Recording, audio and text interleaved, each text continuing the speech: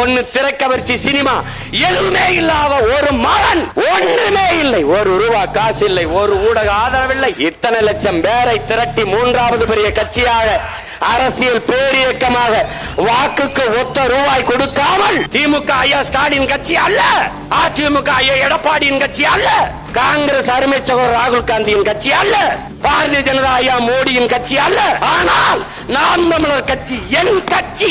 எல்லாருக்கும் பின்புலம்.